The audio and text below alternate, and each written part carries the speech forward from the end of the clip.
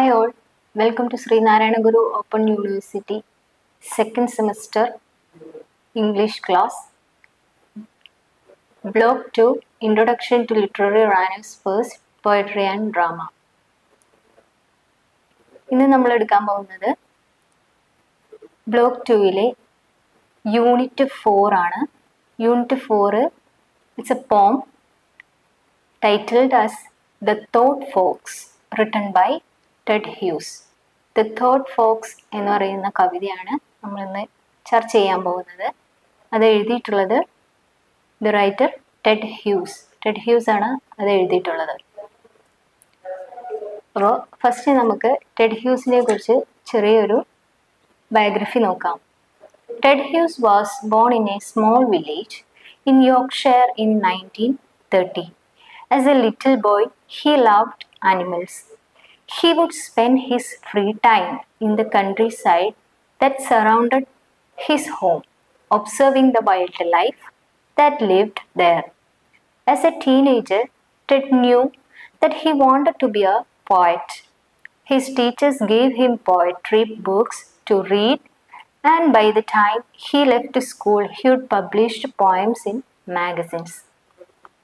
Hughes had mastered the skill of using language, imagery, and symbolism to explore the themes of love, violence, death, transformation, the cunning and savagery of animal life, and the natural world. Ted Hughes was known not only for his excellent poetry, but he wrote a number of children's books, translated works, and non-fiction writings. Some of his most famous poems are The Jaguar, The Owl, The Horses, Crow's First Lesson, Tractor, Wind, etc. In October of 1998, Ted Hughes suffered a fatal heart attack and he was cremated in Exeter. Ted Hughes എന്ന് പറയുന്ന poet, അദ്ദേഹം ജനിച്ചത് ഒരു small വില്ലേജിലാണ്. Yorkshire എന്ന് പറയുന്ന വില്ലേജിൽ 1930 അദ്ദേഹം ജനിച്ചത്. അദ്ദേഹം ചെറിയ കുട്ടിയായിരിക്കുന്ന സമയം തൊട്ട് തന്നെ ഹി ലവ്ഡ് ആനിമൽസ്. അദ്ദേഹത്തിന് മൃഗങ്ങളോട് ഭയങ്കര ഇഷ്ടമുള്ള ഒരു വ്യക്തിയായിരുന്നു. He would spend his free time in the countryside the surrounded his home. അദ്ദേഹത്തിന് കിട്ടുന്ന എല്ലാ ഫ്രീ ടൈമുകളും ഒഴിവ് സമയങ്ങൾ എന്ത് ചെയ്യും, അദ്ദേഹത്തിന്റെ വീടിന്റെ സറൗണ്ടിങ്സ് ചുറ്റുമുള്ള ആ ഒരു ഏരിയാസിലൊക്കെ കോൺസെൻട്രേറ്റ് ചെയ്ത് നടക്കുന്ന ഒരാളായിരുന്നു. അദ്ദേഹം അവിടെ പോയി സമയം ചെലവഴിക്കുന്ന ആളായിരുന്നു. അതേപോലെ അദ്ദേഹം എന്താണ്, he observed the wild life, അതായത് വന്യജീവികളുടെ ലൈഫൊക്കെ അദ്ദേഹം പോയിട്ട് ഒബ്സർവ് ചെയ്യാൻ നിരീക്ഷിച്ചുകൊണ്ടിരിക്കുമായിരുന്നു. അദ്ദേഹം ഒരു ടീനേജർ ആയിരുന്ന കാലത്ത് എന്ത് പറ്റിയെന്ന് വെച്ചാല്, അദ്ദേഹത്തിന്റെ ടീച്ചേഴ്സ് അദ്ദേഹത്തിന് കുറേ പോയട്രി ബുക്കുകൾ നൽകുമായിരുന്നു. എന്നിട്ട് അദ്ദേഹം അതെന്ത് ചെയ്യും, അത് വായിച്ചിട്ട് അദ്ദേഹം സ്കൂളിൽ നിന്ന് ലെഫ്റ്റ് ചെയ്ത് അദ്ദേഹം സ്വന്തമായി എഴുതി പബ്ലിഷ് ചെയ്ത് പോയംസ് മാഗസിൻസിലൊക്കെ വെക്കുമായിരുന്നു. അതേപോലെ തന്നെ അദ്ദേഹത്തിന്റെ ഒരു മാസ്റ്റർ സ്കില്ല് എന്ന് പറയുന്നത് അദ്ദേഹത്തിന്റെ യൂസ് ഓഫ് ലാംഗ്വേജുകൾ. അദ്ദേഹം പോയട്രി എഴുതുമ്പോൾ യൂസ് ചെയ്യുന്ന ഓരോ ലാംഗ്വേജുകൾ, അതേപോലെ ഇമേജറികൾ, ചിത്രീകരണങ്ങൾ, അതേപോലെ സിംബലിസം, അതേപോലെ ഇതിൽ കൂടിയൊക്കെ അദ്ദേഹം എന്ത് തീമുകളാണ് എക്സ്പ്ലോർ ചെയ്യുന്നത്, love, violence, death, transformation, the cunning and savagery of animal life and the natural world. അദ്ദേഹം അതേപോലെ തന്നെ ഒരു എക്സലന്റ് പോയട്രി എന്നുള്ള നിലയിൽ മാത്രമല്ല അദ്ദേഹം അറിയപ്പെട്ടിരുന്നത്. He wrote a number of children's books. അദ്ദേഹം ഒരുപാട് എന്താ പറയാ, ഈ കുട്ടികളുടെ ബുക്കുകളും എഴുതിയിട്ടുണ്ടായിരുന്നു. അതേപോലെ ട്രാൻസ്ലേറ്റഡ് വർക്കുകൾ, അതേപോലെ നോൺ ഫിക്ഷൻ റൈറ്റിങ്സ്, അങ്ങനെ ഒരുപാട് വർക്കുകൾ അദ്ദേഹം ചെയ്തിട്ട് വളരെ ഫേമസ് ആയിട്ടുള്ള ഒരു വ്യക്തിയായിരുന്നു ടെഡ് ഹ്യൂസ് എന്ന് പറയുന്ന വ്യക്തി. അതേപോലെ സം ഓഫ് ഹിസ് അദ്ദേഹത്തിന്റെ ഫേമസ് ആയിട്ടുള്ള കുറച്ച് പോംസ് ആണ് the Jaguar, the owl, the horses, cross first lesson, tractor, wind തുടങ്ങിയവ. അദ്ദേഹം ഹാർട്ട് അറ്റാക്ക് വന്നിട്ടാണ് ഇൻ ഒക്ടോബർ 1998 അദ്ദേഹം മരിക്കുന്നത്. സോ ഇനി നമുക്ക് ജസ്റ്റ് നമ്മുടെ പോയം ഒന്ന് വായിക്കാം. just listen carefully. I imagine this midnight moment's forest. Something else is alive beside the clock's loneliness and this blank page where my fingers move. I imagine this midnight moment forest. അദ്ദേഹം എന്താണ് ഈ ഈ ഒരു കവി എഴുതാനിരിക്കുകയാണ്. അദ്ദേഹം തൻ്റെ വീട്ടില് എന്ത് ചെയ്യാണ്, നമ്മുടെ നരേറ്റർ, അതായത് നമ്മുടെ ഇതിനകത്ത് ഉദ്ദേശിച്ചിരിക്കുന്ന ആ വ്യക്തി തൻ്റെ വീട്ടില് വളരെ ഡാർക്കായിട്ടുള്ള, അതായത് മിഡ് നൈറ്റിലാണ് അദ്ദേഹം ഒരു റൈറ്റിംഗ്, ഒരു കവിത എഴുതാൻ വേണ്ടിയിട്ട് ഇരിക്കുന്നത് മിഡ് നൈറ്റിലാണ്, പാതിരാത്രിയിലാണ്. അപ്പൊ പാതിരാത്രി എന്ന് പറയുമ്പോൾ നമുക്ക് സ്വാഭാവികമായിട്ടും അറിയാം എന്താണ്, വളരെ ശാന്തമായിട്ടുള്ള ഒരു ടൈം ആയിരിക്കും അത്. ആ സമയത്ത് നമുക്ക് ഒരുപാട് കാര്യങ്ങൾ ചിന്തിച്ച് എഴുതാൻ പറ്റുന്ന ആ ഒരു ടൈമാണ്. നമ്മള് ഇപ്പം മിക്ക സ്റ്റുഡൻസും എന്താണ് ആ ഒരു ടൈമിലൊക്കെ പഠിക്കാനിരിക്കുന്നവരുണ്ട്. അപ്പം പെട്ടെന്ന് നമ്മുടെ എന്താ പറയാ ബ്രെയിനിൽ അല്ലെങ്കിൽ കുറെ അറിവുകൾ, കുറെ കാര്യങ്ങൾ നമുക്ക് ക്രിയേറ്റ് ചെയ്ത് തിങ്ക് ചെയ്ത് എടുക്കാനും നമ്മുടെ മനസ്സിൽ അത് ഉറപ്പിച്ചു വെക്കാനൊക്കെ ആയിട്ട് സാധിക്കുന്ന ഒരു ടൈമാണ് ഒരു മിഡ് നൈറ്റ് ടൈം എന്ന് പറയുന്ന ടൈം. അങ്ങനെയുള്ള ഒരു ടൈമില് നമ്മളിപ്പോ എന്താ എഴുത്തുകാരൻ, നമ്മുടെ ഇതിനകത്തെ മെയിൻ പ്രൊട്ടാഗണിസ്റ്റ് എന്ത് ചെയ്യാണ്, എഴുതാൻ വേണ്ടിയിട്ട് ഇരിക്കുകയാണ്. Something else is alive. പക്ഷെ അയാൾക്ക് തോന്നുവാണ് എന്തൊക്കെയോ അവിടെ ജീവിച്ചിരിക്കുന്നത് പോലെ, ഞാൻ മാത്രമല്ല മറ്റെന്തോ എൻ്റെ കൂടെ ജീവിച്ചിരിക്കുന്ന ഒരു സാധനം കൂടി അവിടെ ഉണ്ട് എന്ന് അയാൾക്ക് തോന്നുകയാണ്. ബിസൈഡ് ദ ക്ലോക്ക്സ് ലോൺലിനെസ്, അവിടെ ആകെ ഒരു ക്ലോക്ക് ഉണ്ട്. ആ അർദ്ധരാത്രിയിൽ ക്ലോക്കിന്റെ ആ ടിക് ടിക്ക് ശബ്ദം മാത്രം കേൾക്കുന്നുണ്ട്. And this blank page where my fingers move. അതേപോലെ അദ്ദേഹത്തിന്റെ ടേബിളിൽ എന്താണ് ഒരു ബ്ലാങ്ക് ആയിട്ടുള്ള ഒരു പേജ് ഇരിപ്പുണ്ട്. അതായത് ഒന്നും എഴുതാത്തൊരു പേപ്പറും പെന്നും ഇരിപ്പുണ്ട്. അദ്ദേഹത്തിന്റെ കൈവിരൽ ഇങ്ങനെ ആ പേപ്പറിൽ ജസ്റ്റ് ഇങ്ങനെ ഇങ്ങനെ ഒഴുകിക്കൊണ്ടിരിക്കുന്നു. അദ്ദേഹം ഒന്നും എഴുതുന്നില്ല.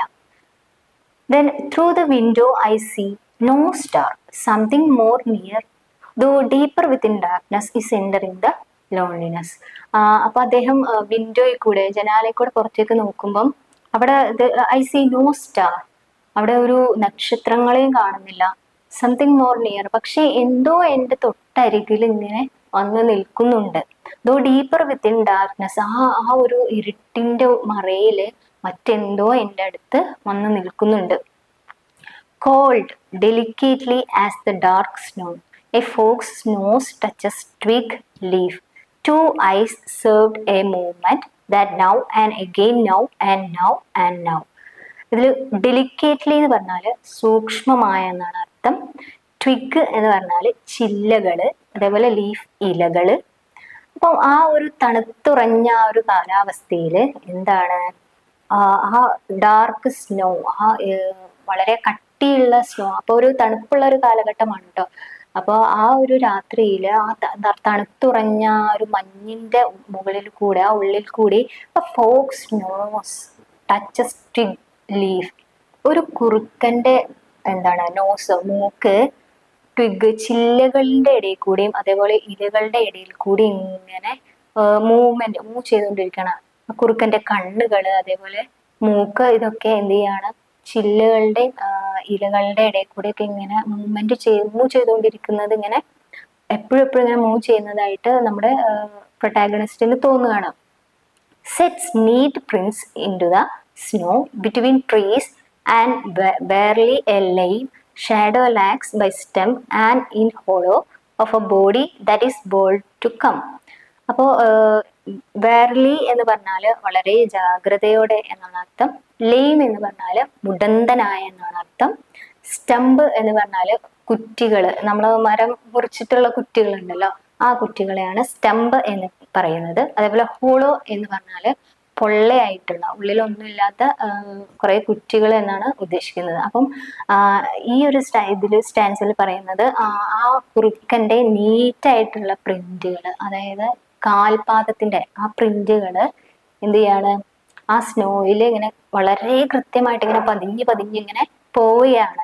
അതായത് ഈ മരം മുറിച്ചിട്ടുള്ള ആ പൊള്ളയായ കുറ്റികൾക്ക് ഇടയിലൂടെ എന്ത് ചെയ്യാണ്, ഈ കുറുക്കന്റെ കാൽപാദം ഇങ്ങനെ അത് നിഴലിൽ കാണാണ് അദ്ദേഹം. അപ്പൊ ആ നിഴലിൽ കാണുന്നത് എന്താന്ന് വെച്ചാൽ ഒരു മുടന്തനായിട്ടുള്ള ഒരു കുറുക്കൻ എന്ത് ചെയ്യാണ്, ആ കുറ്റി നിൽക്കുന്ന മരം മുറിച്ച കുറ്റീൻ്റെ ഇടയിൽ കൂടെയും ഇലകളുടെ ഇടയിൽ കൂടെയും കുറ്റി കാടുകളുടെ ഉള്ളിൽ കൂടെയൊക്കെ വളരെ നീറ്റായിട്ട് വളരെ സൂക്ഷ്മമായി ജാഗ്രതയോടെ എന്ത് ചെയ്യാണ് ആ കുറുക്കന്റെ കാൽപ്പാടുകൾ ഇങ്ങനെ പോവുകയാണ്. ആ പ്രിന്റ്സ് വളരെ നീറ്റായിട്ട് കാണുന്നു. Across clearings and eye a widening deepening greenness. അതായത് അങ്ങനെ നോക്കിക്കൊണ്ട് നിൽക്കുന്ന സമയത്ത് ആ കുറുക്കന്റെ കണ്ണുകള് എപ്പോഴും എന്ത് ചെയ്യാണ് വളരെ വൈഡനിങ് ആയിട്ട് വളരെ സൂക്ഷ്മമായിട്ട് വലുതായി ആ പച്ച നിറമുള്ള കണ്ണുകളെന്നാണ് അദ്ദേഹം പറയുന്നത്. ആ കണ്ണുകൾ ഇങ്ങനെ വളരെ വൈഡനിങ് ആയിട്ട് വിശാലമായി ഇങ്ങനെ വരികയാണ്.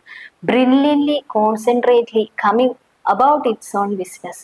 പക്ഷെ ആ കുറുക്കൻ എന്ത് ചെയ്യാണ്, ആ കുറുക്കൻ വളരെ സൂക്ഷ്മമായി അതിൽ നടന്ന് ബ്രില്യൻ്റ് ആയിട്ട് വളരെ കോൺസെൻട്രേറ്റ് ആയിട്ട് ശ്രദ്ധയോടെ ആ കുറുക്കന്റെ ബിസിനസ്സായിട്ട് അവൻ എന്താണോ ചെയ്യുന്നത് അവൻ്റെതായ കാര്യങ്ങളായിട്ട് അവൻ ഇങ്ങനെ നടന്നു നീങ്ങുകയാണ്.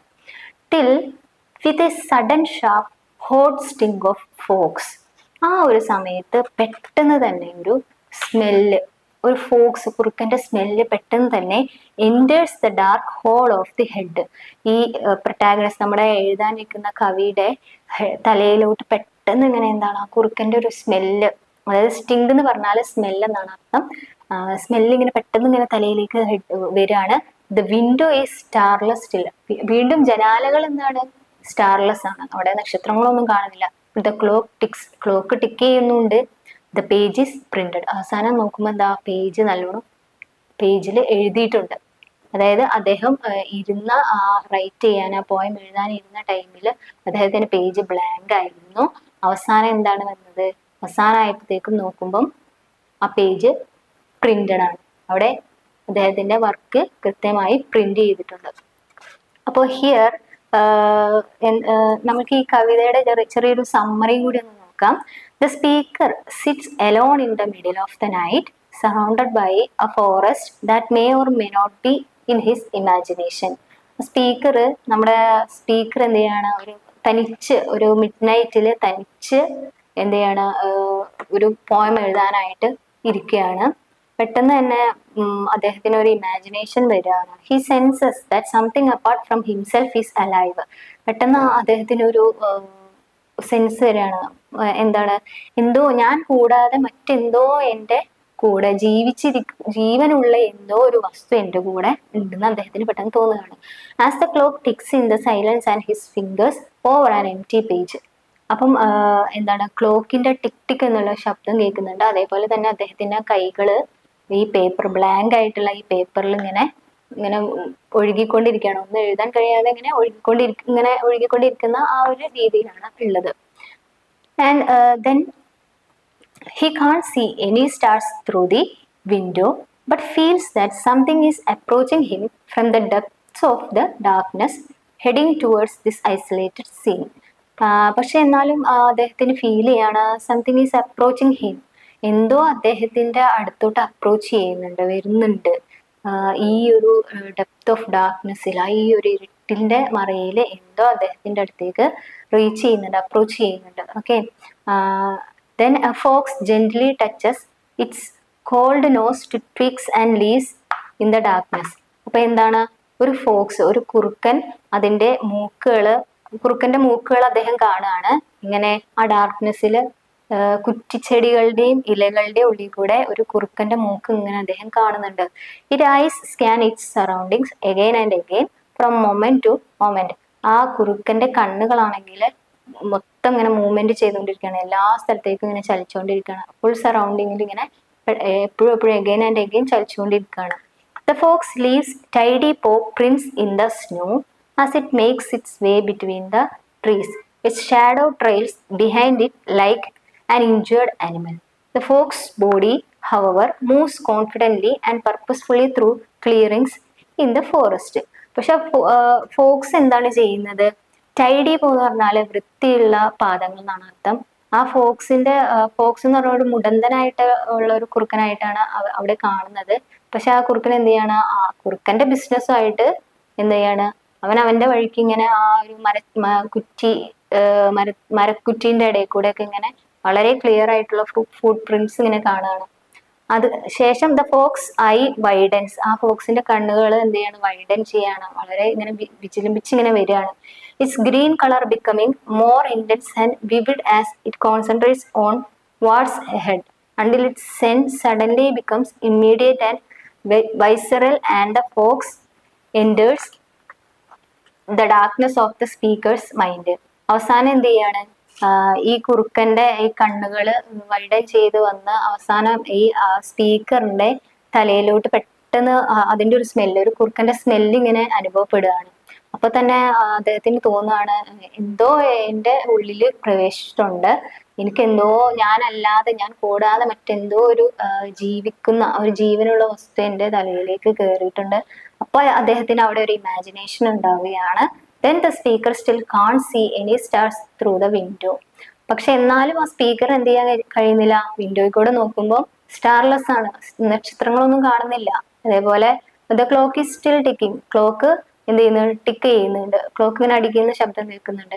And the poem has been written, പക്ഷെ എന്ത് ചെയ്യാണ്, ലാസ്റ്റ് ആ പോയം എഴുതി തീർന്നു എന്നുള്ളതാണ്. ഇറ്റ്സ് പ്രിന്റഡ്, ആ ബ്ലാങ്ക് ആയിട്ടിരുന്ന പേജ് പ്രിന്റഡ് ആയിട്ടാണ് ലാസ്റ്റ് സ്റ്റാൻസിൽ കാണിക്കുന്നത്.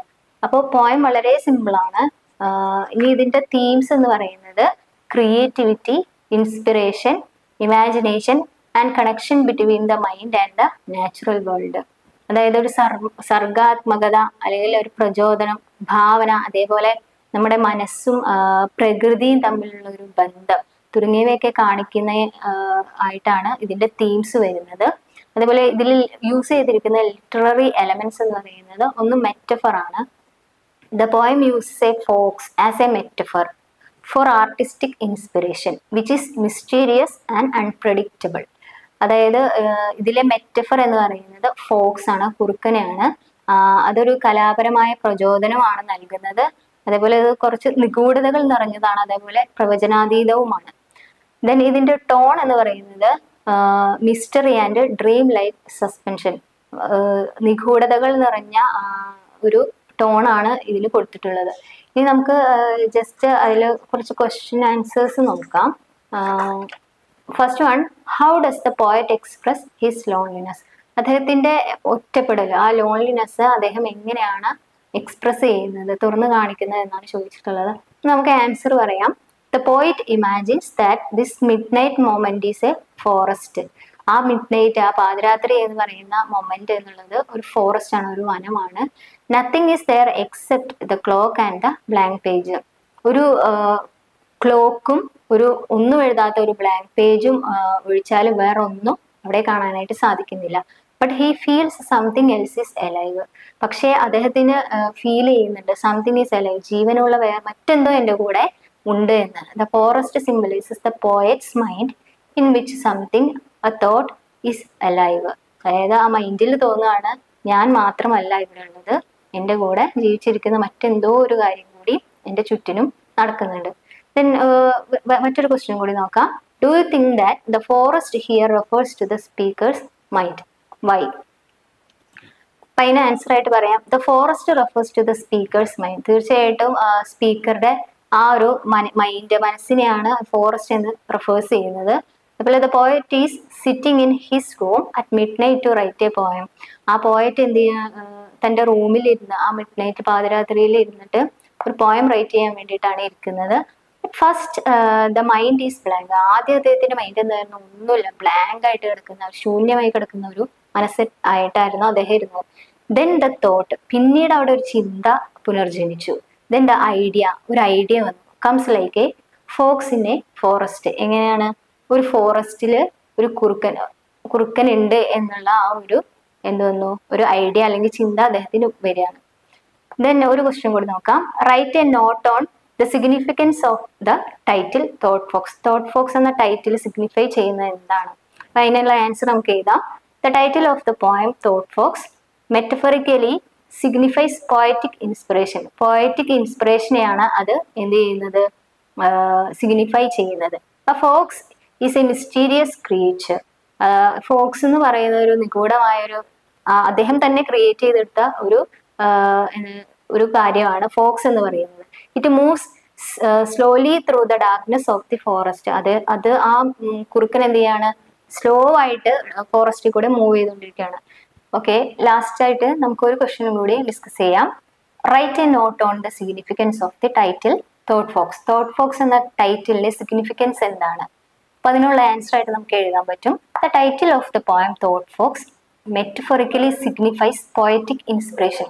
ഒരു പോയറ്റിക് ഇൻസ്പിറേഷൻ, ഒരു പ്രചോദനമാണ്. ഒരു പോയറ്റിനെ എങ്ങനെ റൈറ്റ് ചെയ്യാം, എഴുതാം എന്നുള്ള പ്രചോദനമാണ് തോട്ട് ഫോക്സ് എന്ന് പറയുന്ന ടൈറ്റിൽ കൊണ്ട് ഉദ്ദേശിക്കുന്നത്. A fox is a mysterious creature.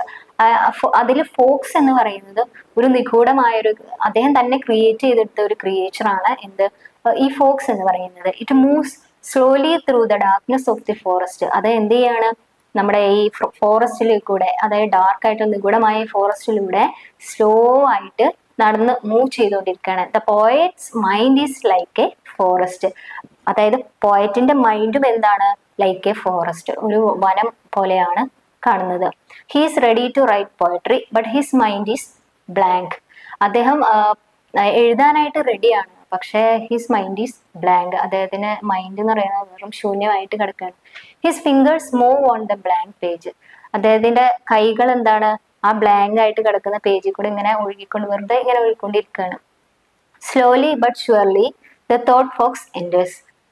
അങ്ങനെ ഒഴുകിക്കൊണ്ടിരിക്കുന്ന സമയത്ത് അവസാനമായിട്ട് എന്ത് ചെയ്യാണ്, തോട്ട് ഫോക്സ് എന്ന് ഉള്ള ആ ഒരു കാര്യം എൻറ്റർ ചെയ്യാണ് അദ്ദേഹത്തിന്റെ മൈൻഡിലോട്ട്. ഒരു ഫോക്സ് ഉണ്ട് എന്നും നമ്മളെ കവിതയിൽ പറഞ്ഞ പോലെ തന്നെ അത് ആ ഒരു ഐഡിയ എൻറ്റർ ചെയ്യാണ്. It touches a twig and a leaf, it stirs the poet's imagination. അപ്പോൾ ആ ഫോക്സിന്റെ നോസ് എന്ത് ചെയ്യാണ്, ലീഫിലും അതായത് ഇലകളിൽ കൂടിയും അതേപോലെ ചില്ലകളിൽ കൂടിയും ഇത് ചെയ്യാണ്, ഒഴുകിക്കൊണ്ടിരിക്കുകയാണ്. അപ്പം അങ്ങനെ ആ ഒരു ഐഡിയ അദ്ദേഹത്തിന് വരികയും അവസാനം എന്ത് ചെയ്യാണ്, അദ്ദേഹം ആ പോയം അവസാനം ആ ബ്ലാങ്ക് പേജ് എന്നുള്ളത് ഫുൾ ആയിട്ട് പ്രിന്റഡ് ആവുകയാണ് ചെയ്യുന്നത്. അപ്പോൾ വളരെ സിമ്പിൾ ആയിട്ടുള്ള ഒരു പോയായിരുന്നു. ടി.എസ്. എലിയട്ട് എഴുതിയ ഒരു വളരെ മനോഹരമായ പോയായിരുന്നു. അദ്ദേഹം ഇതിൽ ഒരുപാട് ലിറ്റററി എലിമെന്റ്സ് ഒക്കെ യൂസ് ചെയ്തിട്ടുണ്ട്. ഏറ്റവും ഇമ്പോർട്ടന്റ് ആയിട്ടുള്ള കാര്യങ്ങളാണ് നമ്മളിപ്പോൾ ഡിസ്കസ് ചെയ്തിട്ടുള്ളത്. അപ്പോൾ നിങ്ങൾക്ക് ക്ലാസ് മനസ്സിലായിട്ടുണ്ടെന്ന് വിചാരിക്കുന്നു. So thank you all, have A nice day.